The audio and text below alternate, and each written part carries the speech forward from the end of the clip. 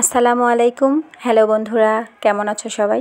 আশা করি ভালো। আমরাও তোমাদের দোয়া এবং ভালোবাসায় আলহামদুলিল্লাহ ভালো আছি।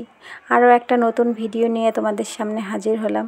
আশা করছি তোমাদের অনেকটাই ভালো লাগবে। আজকে আমি রুই মাছের ঝোল রান্না করব, এই জন্য একটু বড়া ভেজে নিচ্ছিলাম।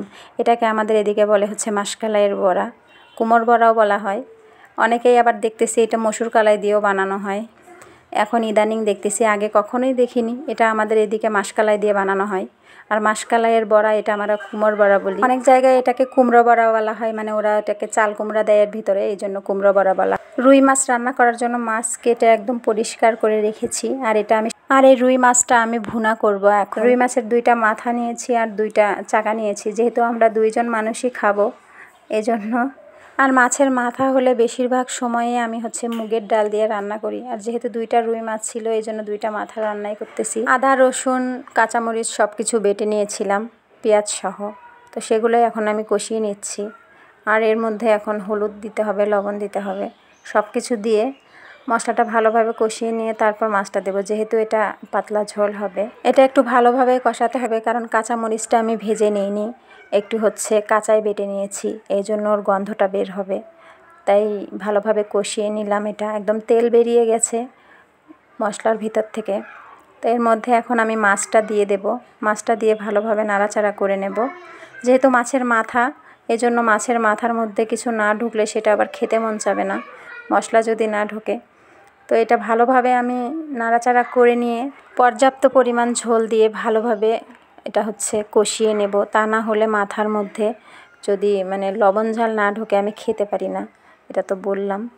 তো যাই হোক, এখন আমি এটা নাড়াচাড়া করে নিয়ে ঢাকনা দিয়ে ঢেকে, যেহেতু এই পাতলা ঝোলের মধ্যে আমি বড়াটা দেব, তাই কষানোর মধ্যেই বড়াটা দিতে হবে, কারণ বড়াটা সেদ্ধ হতে হবে। মাছ যেহেতু তাড়াতাড়ি সেদ্ধ হয়ে যাবে, বড়া একটু সেদ্ধ হতে দেরি হয়, তাই তাড়াতাড়ি বড়াটা দিতে হবে। আর এটা এখন একটু ঢাকনা দিয়ে ঢেকে দেব। আর এইখানে ঢাকনা দিয়ে অফ স্কিনে ঢেকে দিয়ে একটু জাল করে নিয়েছি, তারপরের এইটা। আর এখন বড়াটা দিয়ে দেব। বড়াটা দিয়ে ভালোভাবে নাড়াচাড়া করে নিয়ে তারপর ঝোলটা দিতে হবে। আর বড়াটা সেদ্ধ হওয়ার জন্য একটু ঝোলটা বেশি দিতে হবে, তা না হলে বড়াটাও সেদ্ধ হবে না। যাই হোক, এটা একটু নাড়াচাড়া হয়ে গেছে। এখন এর মধ্যে ঝোল দেব। এই যে দেখো, ঝোলটা দিয়ে আমি অফ স্কিনে অনেকটা জাল হয়েও গেছিলো আমার। তো সেইটাই, এটা রাতের বেলা রান্না হচ্ছিল, রাতের বেলা খাবারের জন্য। আর এই রান্নাটা প্রায় শেষের দিকে আমার। আর এটার ওপরে ধনেপাতা কুচি দিয়ে দেব। অফ স্কিনে আমি বাঁধাকপির সবজি রান্না করেছিলাম, শুধু বাঁধাকপি আলু দিয়ে রান্না করেছিলাম, ভাজি, যেটা সবজি বলা হয় আর কি, ভাজিও বলা হয়। তারপরে আর একটা ভাজি রান্না করেছিলাম, সেগুলো অফ স্কিনেই করা হয়ে গেছে, ওগুলো আর ভিডিও করা হয়নি। তো এর ওপরে আমি ধনেপাতাটা দিয়ে দিলাম। আর রান্নাটা প্রায় কমপ্লিট, আমি এটা এখন নামিয়ে নেব, প্রায় শেষের দিকে। আর এর উপরে ধনেপাতাটা একটু বেশি হয়ে গেছে, তোমরা হয়তো এটাই ভাবতে পারো। এরও একটা কারণ ছিল, কারণ সামান্য একটু আমার কাছে লবণটা বেশি মনে হলো, এজন্য ধনেপাতাটা একটু ধরে দিলাম, যাতে লবণটা ধনেপাতার মধ্যে চলে যায়। তো ধনেপাতা অনেকটাই বেশি মনে হচ্ছিল, তো খাওয়ার সময় এতটা বেশি লাগেনি, যেহেতু ধনেপাতা পছন্দেরই। মূল কথা লবণটা কমানোর জন্যই আমার ধনেপাতা এতগুলো দেওয়া। রান্নাটা প্রায় কমপ্লিট, এটা চুলাটা আমি বন্ধ করে দিয়েছি এখন। আর এদিকে আমি বাঁধাকপির সবজিটা রান্না করেছিলাম, সেটাও তোমাদের সাথে একটু শেয়ার করলাম। এই যে দেখো, এটা ভেজেছিলাম, এটা অফ স্কিনেই করা হয়েছিল, এগুলো আর ভিডিও করা হয়নি।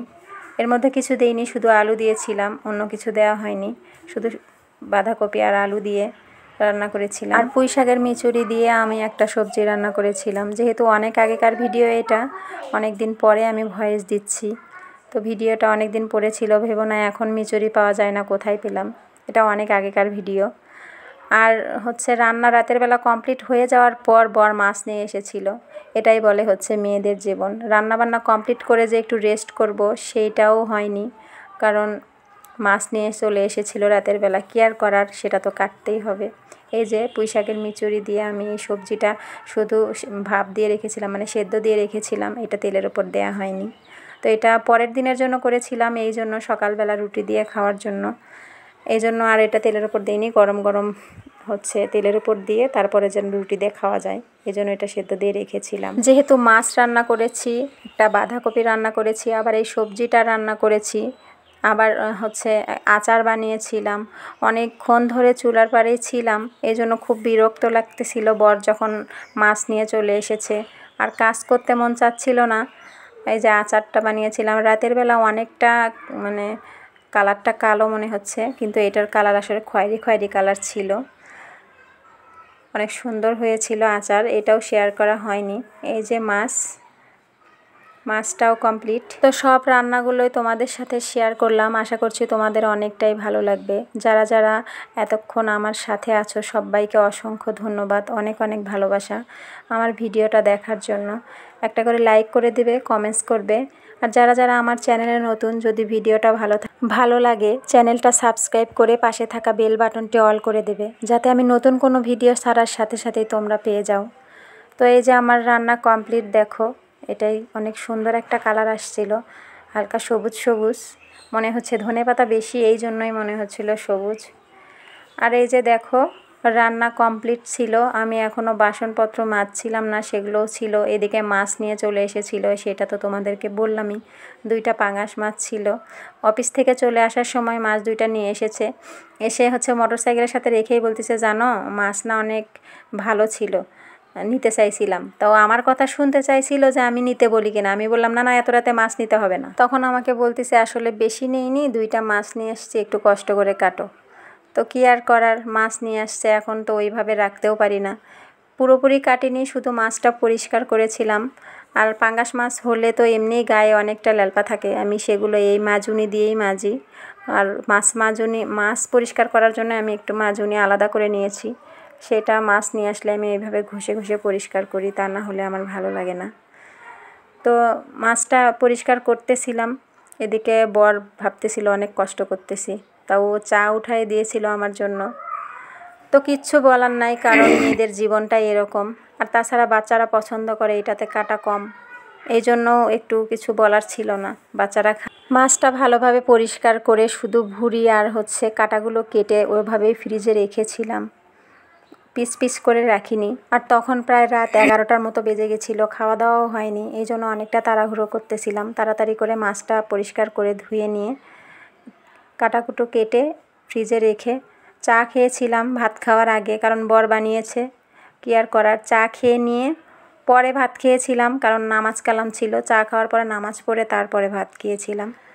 তো এতক্ষণ পাশে থাকার জন্য সবাইকে অসংখ্য ধন্যবাদ, অনেক অনেক ভালোবাসা। তোমরা সবাই ভালো থাকো, সুস্থ থাকো। তোমাদের ভালো থাকা সুস্থ থাকা কামনা করি, আর আমার জন্য দোয়া করো। দেখা হবে আবার নেক্সট ভিডিওতে। আর একটা কথাই বলি শেষ বেলায়, সেটা হচ্ছে আমার প্রচুর ওয়াচ টাইম কেটে যাচ্ছে। জানি না কিসের জন্য এত ওয়াচ টাইম কেটে যাচ্ছে। আমি আগে হচ্ছে ভিডিও 24 ঘন্টা পার হয়ে গেলে দেখতেছি 5 ঘন্টা বা 6 ঘন্টা বা 3 ঘন্টা, আমি 2 দিন বা 1 দিন পরে দেখতেছি 1 ঘন্টা। জানি না কিসের জন্য এরকম হচ্ছে এটা।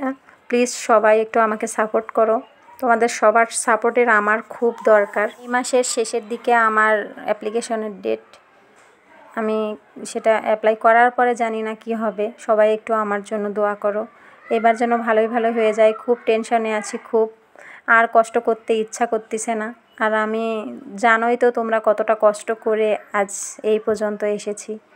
তো আর যেটুকুই কষ্ট করি যদি সেটা সার্থক হয় তাহলে সেটা ভালো লাগে, আর যদি সার্থক না হয় তাইলে সেটা করার কোনো মানে হয় না।